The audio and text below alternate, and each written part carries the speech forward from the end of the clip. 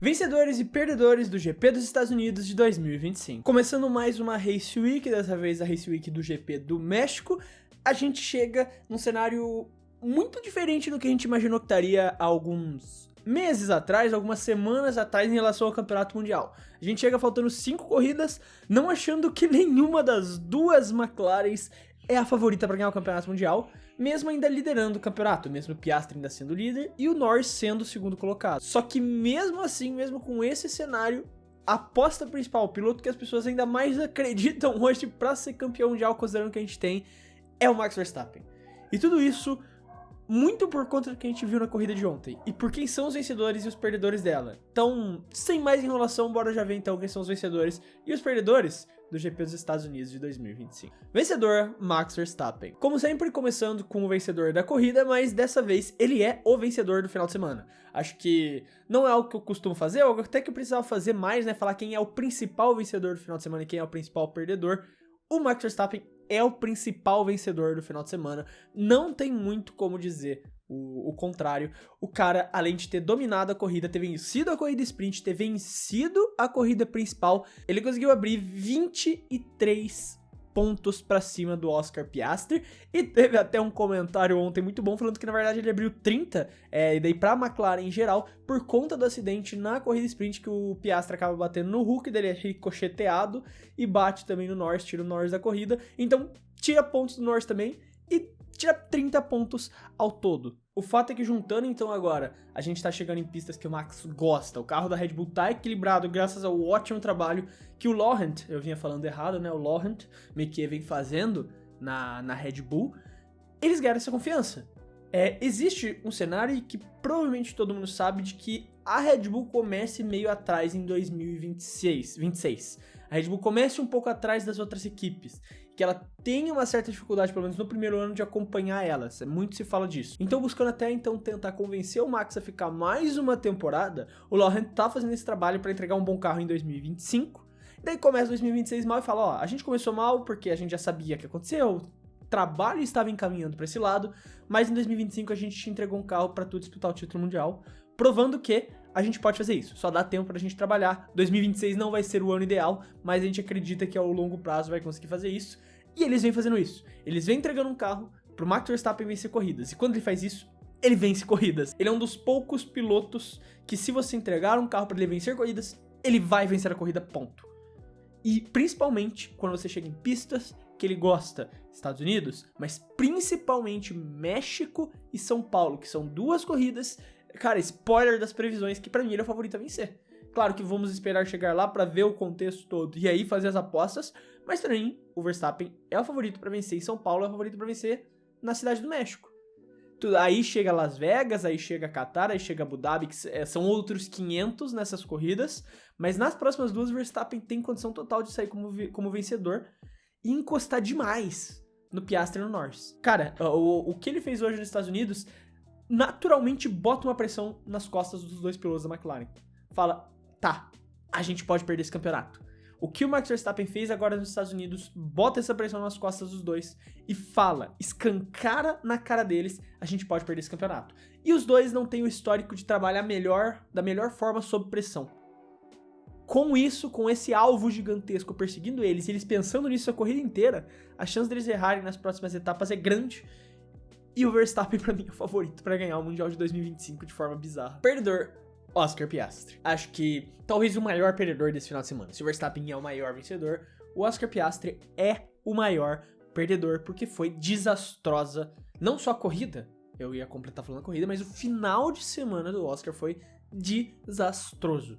Na corrida sprint, ele tava relativamente bem, perderia só 2 pontos terminando em terceiro lugar e até larga bem, passando o Norris na reta principal. Só que ele percebe que não daria pra dividir a curva ali com o Norris, então ele freia antes de todo mundo e joga o carro por dentro e destrói a corrida dele, destrói a corrida do Hülkenberg, destrói a corrida do Alonso e destrói a corrida do Norris.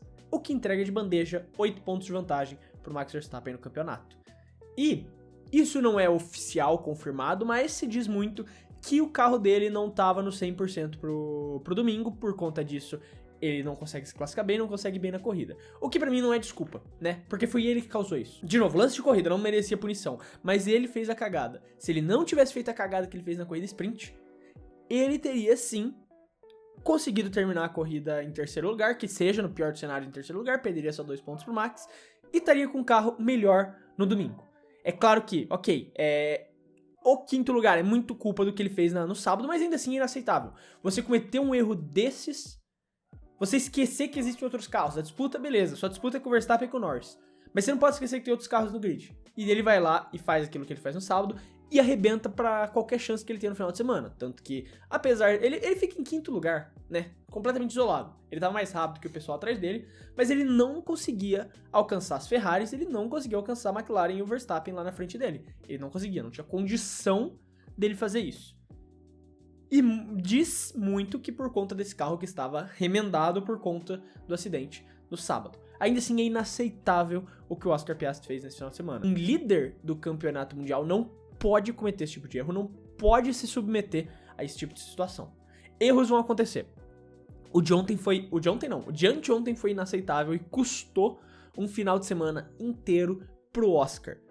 Agora ele chega na pressão, a pressão tá toda nas costas dele para as próximas etapas. A gente chega agora no México, que honestamente, eu não vejo outro cenário que não seja Max Verstappen vencendo, e nem só porque as McLaren estão fora, é porque é uma pista que, tradicionalmente, se o Verstappen tem carro, ele vence. Ele gosta muito de correr no México, e é uma pista que não costuma ter ultrapassagem também. Então, se ele estiver em carro, se ele estiver bem, ele pega a pole, esquece. Apesar da reta ser longa lá, né, tem toda essa história, ainda assim é uma pista muito difícil de ultrapassar. E o Piastri vai precisar mostrar que se recuperou desse final de semana. E vai precisar colocar esse carro em segundo lugar. Mas a verdade é que por tudo que ele fez nesse final de semana, ele é um perdedor gigantesco, cara. Porque se ele realmente não for campeão mundial no final de 2025, o que eu acho que vai ser o final de semana que escancara isso, a derrocada do Piastri, vai ser o final de semana do GP dos Estados Unidos de 2025. Vencedor, Ferrari. Eu falei no Shorts, né? Não achei que eu ia falar isso em 2025, mas aí tá. Uma boa corrida da Ferrari. E tentaram me avisar nas previsões, né? Falaram lá nas previsões, eu não confiei. E a Ferrari foi bem, por incrível que pareça. Contou, claro, com uma McLaren não existindo na corrida, mas conquistou não só um pódio, como também um outro P4. Foi uma grande corrida dos dois pilotos da Ferrari. O Leclerc, em primeiro momento, foi o ministro da defesa do Verstappen, já que o Verstappen não tem Pérez, já que o Verstappen não tem o Yuki Tsunoda ajudando ele lá na frente. Então vai o Leclerc fazer o trabalho de ministro da defesa, se defendeu muito bem ali e bota muito bem nisso. Foi uma grande corrida do Leclerc, tendo o carro pra isso, com aquele pneu sofrendo já, o pneu gritando por ajuda macio nas primeiras voltas de cota de Austin. Ele conseguiu se defender muito bem do Norris. Depois no finalzinho fez isso de novo. O Norris eventualmente consegue passar, inclusive demora muito pra passar, mas consegue. Por conta também de grande defesa do Leclerc. Pelo Norris tá com medo de enfiar o carro por dentro, não sei porquê. Então ele só tentava por fora, eventualmente passa ali, mas consegue ainda um pódio no final de semana que ninguém esperava nada da Ferrari, isso é verdade. Tinham os loucos e sonhadores que acreditavam e eles estavam certos. Grande corrida do Leclerc e uma boa corrida do Hamilton também. Foi consistente do início ao fim. Em determinado momento chegou a ameaçar o Leclerc, mas eles estavam em estratégias diferentes. E daí quando o Leclerc para bem antes do Hamilton, ele ganha bastante tempo na pista pra, né, disparar com o pneu mais novo que o Lewis, mas o Lewis tava numa outra estratégia, tava numa estratégia pra se proteger do Piastri, e ele fez isso muito bem também, não deu chance pro Piastri se aproximar dele, e a Ferrari consegue uma dobradinha de P3 e P4, uma grande corrida, um final de semana que os tifosi podem pelo menos não ter sofrido, não é o melhor do mundo, mas um pódio na situação atual tá bom pra ele. Perdedor, Williams. Um final de semana deplorável da Williams. Na corrida principal foi uma corrida desastrosa, o Albon não se classificou bem e não conseguiu recuperar para a zona de pontuação. Austin é uma pista que ele não costuma ir bem historicamente, o Albon tem uma certa dificuldade ali, mas principalmente o Carlos Sainz, que voltou a ser de certa forma aquele Carlos Sainz antes dos pódios. Um Carlos Sainz que se afoba em briga de posição, um Carlos Sainz que se afoba vez ou outra e faz cagada, e nessa corrida ele fez uma cagada. Ele estava muito bem. Se ele terminasse na zona de pontuação já seria maravilhoso para Williams, porque o Williams ainda tá brigando por um quinto lugar nos construtores, né, que já seria histórico dada a situação da Williams nos últimos anos, nas últimas temporadas. Só que tem uma Racing Bulls próxima. Pra sorte, a Racing Bulls não teve uma grande corrida também, mas tem uma Racing Bulls próxima. Você tem outras equipes que, se tiverem um grande resultado ali, uma surpresa lá nas posições de cima, podem encostar na Williams faltando ali 5 corridas por fim. Então qualquer pontinho faz a diferença. E o Sainz se afobou numa tentativa de ultrapassagem desnecessária para cima do Antonelli, numa curva extremamente difícil de ultrapassar. Ele se afoba de uma maneira absurda, vai com tudo pra cima do coitado do Antonelli, tira o Antonelli da corrida, né? A gente até brinca no vídeo de reações ontem, karma com o Antonelli pelo que ele fez com o Leclerc na Holanda, mas ele erra, frenagem com tudo, acerta o Antonelli e sai da corrida por conta disso, joga fora todo um final de semana. Apesar de ter pontuado na sprint, mas joga fora todo um final de semana que poderia ter sido bom pra Williams de novo. A Williams estava ali bem, a Williams tinha carro e o Sainz poderia ter mantido a sequência. Teve um pódio em Baku, fez uma grande corrida em Singapura, tinha tudo para manter a boa sequência, foi bem na sprint e estava bem na corrida principal. Poderia ter pontuado mais uma vez, sendo o pontuador da Williams em 3 finais de semana seguidos, mas ele vai lá e faz essa cagada, tira o Antonelli da corrida. Da corrida não, o Antonelli até volta, né? Mas se tira da corrida, e daí destrói o que poderia ser um final de semana de pontos da Williams, pensando na briga pela 5ª colocação dos construtores. Vencedor, Lando Norris. E eu sei que muitos de vocês já estranharam isso nos shorts, mas eu mantenho meu ponto. O Lando Norris foi o vencedor nesse final de semana, apesar do que aconteceu na sprint. Apesar do que aconteceu na sprint, que ele também não pontua, ele pra mim foi o vencedor nesse final de semana. Porque, de novo, a gente tem que considerar o cenário do campeonato mundial que a gente tem. A gente tá em pistas que o Verstappen é bom. E se ele tem carro em pista que ele é bom, ele vai vencer. O melhor que você pode fazer é terminar em segundo. Né? Claro que não é a mesma situação, mas é aquela mesma coisa do Schumacher, né? Contra as McLarens no GP do Brasil, que as McLarens dominam a corrida, e daí eu não lembro qual site de notícias solta lá a informação, acho que foi, se eu não me engano, foi a própria Globo, fala, Schumacher vence a categoria B. Porque assim, é uma competição à parte, você não tá competindo com aquele carro lá na frente, você tá competindo consigo mesmo, com os outros carros. Daí eles falam lá, Schumacher vence a categoria B. Lando Norris venceu a categoria B. E é isso que ele tem que fazer. No México agora, na próxima etapa, no Brasil, se o Verstappen tiver no modo encapetado, que ele vai destruir a corrida inteira, o melhor que você pode fazer é terminar em segundo. Mantenha a sua vantagem o máximo que você puder. Faça com que você perca o mínimo de pontos possível. Porque depois você pode chegar em pistas que são favoráveis a você. Las Vegas é talvez a maior incógnita, que fique meio a meio ali para McLaren e Red Bull. Apesar de ser uma pista de baixa pressão aerodinâmica, o que tradicionalmente não vem favorecendo a McLaren, mas ainda não é uma certeza. E daí você chega em Qatar e Abu Dhabi, que são duas pistas que favorecem muito mais o estilo do carro da McLaren.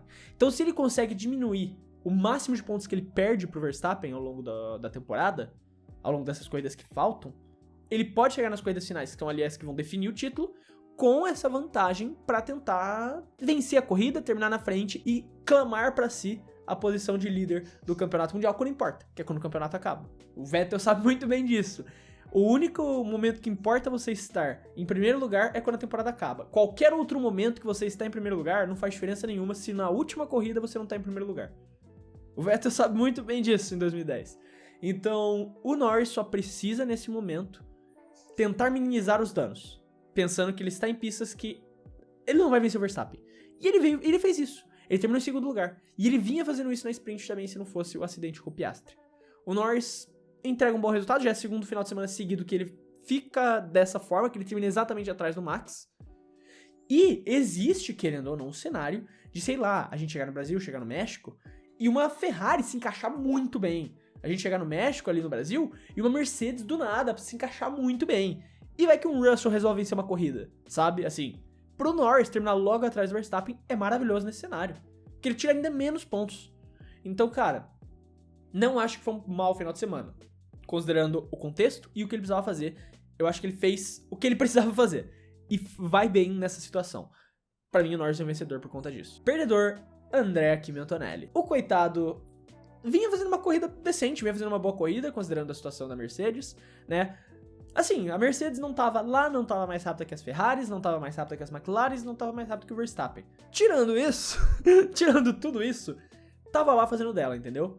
O Russell tá fazendo uma corridinha tranquila, o Antonelli um pouquinho mais atrás, mas fazendo uma corridinha tranquila, tinha tudo pra terminar nos pontos, só que dessa vez nem o dióxido de titânio foi suficiente pra poder liberar, né, pra poder tirar as amarras do nosso mano Antonelli. Não foi o culpado de um acidente, o que parece não ser comum nas últimas corridas, mas ele foi fazer. Eu vi gente falando, ele foi o culpado. Galera, tipo, esse acidente com o Sainz não tem como o Antonelli ter sido o culpado. Era uma curva que ele tava totalmente na frente, ele inicia o processo de fazer a curva sem o Sainz estar perto dele. O Sainz tava totalmente atrás dele quando ele inicia o processo de fazer a curva.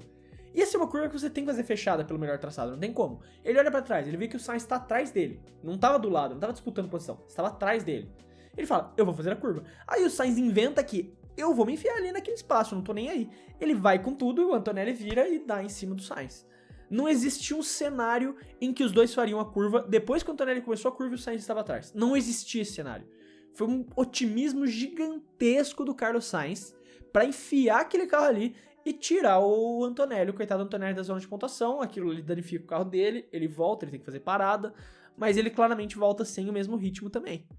Então o final de semana dele foi destruído, ele fica longe da zona de pontuação, numa corrida que ele tava fazendo uma boa prova e poderia ter terminado bem. O Sainz faz esse strikezão e tira ele da corrida e principalmente ferra com a corrida do coitado do Antonelli, que vinha fazendo uma boa prova. A gente tem que falar, né? O Antonelli vinha fazendo uma boa prova, mas assim como todos os novatos, ele se ferra praticamente em algum momento dessa corrida. Vencedor, Franco Colapinto. Eu falei de todos os novatos terem tido um mau final de semana, mas eu preciso falar a verdade. O Franco não teve um mau final de semana. Ele foi bem nesse final de semana. Eu já comentei, especialmente no vídeo de reações ontem, de que eu fiz o vídeo na quarta-feira falando sobre como ele merecia ficar mais uma temporada na Alpine. E o pessoal ficou, não, como assim ele merece ficar mais uma temporada na Alpine? Você tá sendo pago pra defender o Franco? Cara, mais uma corrida, ele prova o ponto de que ele está bem. A Alpine chega no rádio, no meio da prova e fala, segura a posição. Não é pra ultrapassar o Gasly. O cara faz o quê? Vai lá e ultrapassa o Gasly. E ultrapassa bem o Gasly. O Gasly que teve um mau final de semana, inclusive. O Gasly foi muito mal. Mas o Franco vai lá e ultrapassa, termina na frente, briga na posição na pista, de forma limpa e termina na frente. Mais um final de semana que ele não bate em nenhuma vez. Pelo menos por culpa dele. Mais um final de semana que por culpa dele ele não bate nenhuma vez. E vai ter gente que na próxima corrida vai falar, olha ele batendo toda a corrida. Cara, já faz um bom tempo que o Franco está sendo um piloto limpo, especialmente na corrida. Especialmente na corrida já faz um tempo que ele tá sendo limpo, que ele tá acompanhando o Gasly. É a segunda corrida seguida que ele termina na frente do Gasly. É mais uma corrida que ele termina na frente do Gasly. Classificação ele ainda tá penando um pouco, apesar de não tá tão diferente. O Gasly com essa final de semana, o Gasly venceu 4 vezes, o Franco venceu 3. Né, considerando as últimas 7 corridas, que foi o recorte que eu dou no vídeo pra falar que o Franco teve uma mudança de qualidade na cabeça dele, no que ele vem apresentando. Então nas últimas 7 corridas, o Gasly venceu 4 em classificação, o Franco 3, apesar de... É que quando o Franco perde em classificação, ele perde mesmo em classificação, ele vai bem mal. Agora, em corrida, na pista, o Franco foi ótimo, mais uma vez, considerando o carro péssimo da Alpine. E o pessoal fala, tipo, por que você defende ele? Cara, eu vou falar bem quando o piloto for bem, eu vou falar mal quando o piloto for mal. E eu acho, e principalmente quando eu vejo uma tratativa que eu considero injusta com o piloto, como a que vem tendo em cima do Franco. Eu considero injusto as análises que vem tendo pra cima do Franco, falando, ele bate toda a corrida, por que a Alpine ainda aposta nele, por que não tá o Aaron? Já faz tempo que ele não bate toda a corrida, já faz tempo que ele tá pau a pau com o Gasly. E ele vem tendo decisões que se fossem outros pilotos, como na corrida de ontem, que pediram pra ele segurar a posição, e ele brigou com o Gasly, se fosse outros pilotos, o pessoal ia estar endeusando, mas como é o Franco, ninguém vai falar. Então, o Franco tá muito bem e merece ficar na Fórmula 1. Perdedor, Gabriel Bortoleto. É o pior final de semana do Gabriel. Eu acho que não tem muita discussão quanto a isso. Eu já falei de outros vídeos. Às vezes vem alguém nos comentários, quando eu elogio, quando eu realmente tento enxergar um lado positivo do Gabriel, porque eu torço pra ele. No final das contas, eu não quero que ele tenha maus finais de semana. E muitas vezes, quando ele não tem o final de semana perfeito, eu venho tentar justificar e falo, tipo, aconteceu isso, tal. E vem de falar, você passa pano pra ele. Galera, quando é pra criticar um piloto, eu vou criticar, quando é pra falar bem, eu vou falar. E eu critiquei o Gabriel várias vezes nessa temporada. Eu critiquei ele no Canadá, eu critiquei ele na Grã-Bretanha, que foram péssimos finais de semana dele. E aqui eu vou criticar de novo, porque foi um péssimo final de semana do Gabriel, a gente tem que ser justo. O Gabriel não tava bem, e ele mesmo admitiu isso. Ele mesmo chegou depois da classificação e falou, galera, eu não me encaixei, não consegui encontrar. Não importa o que eu faça, eu testei, eu me sinto confortável, eu me sinto bem, mas eu chego lá, ele falou, chega 3 curvas e eu perco tudo que eu ganhei. Ele não especificou quais curvas foram, mas ele fala, chega 3 curvas e eu perco tudo que eu ganhei, e eu não consigo encontrar o problema, entender por que eu não tô indo bem. Então é um final de semana que o Gabriel simplesmente não conseguiu se encontrar com o carro, não conseguiu se encontrar com a pista, não conseguiu, acho que talvez, entender direito o funcionamento de cota, e é normal, você tem pistas. Assim como a gente fala que tem pilotos que são bons em pistas específicas, você tem pilotos que não se dão bem em algumas pistas. E parece que essa pista pro Gabriel é cota. Ele não consegue se encontrar, não consegue se encaixar, não consegue ir muito bem no Circuito das Américas. E claramente ele não tinha ritmo, nem de classificação, nem de corrida. Na sprint, ele escalou o pelotão, como algumas pessoas falaram, muito por conta dos abandonos, né? Ele só fez o dele, ele tava quietinho na posição dele, e foi todo mundo caindo, foi todo mundo abandonando, e ele ganhou essas posições. Agora, tipo assim, nesse final de semana, muita gente falou também da questão da estratégia da Sauber. Eu não acho necessariamente que foi um erro da Sauber. A Sauber sabia que ele não estava bem nesse final de semana. Viu que claramente o Gabriel não estava lá, não ia conseguir subir o pelotão naturalmente. Então tentou uma estratégia diferente, torcendo por um safety car. Para cedo, bota esse pneu ali. Tanto que quando todo mundo para, o Gabriel volta lá na frente, volta em 11º lugar. Mas ele estava com o pneu completamente velho e vai sendo engolido. A Sauber tentou apostar no safety car que nunca veio, para ver se conseguia ganhar uma posição na pista sim. Não deu certo, daí volta pro fundo do pelotão. Ele ainda volta e ultrapassa o Gasly, né? A gente precisa dar esse mérito. Ele ainda volta pra pista, ultrapassa o Gasly. Só que realmente só não era o final de semana que ele tava lá. Não era um final de semana que o Gabriel conseguiu se encontrar. E que seja um ponto fora da curva, a gente torce por isso. Que seja um ponto fora da curva do Gabriel.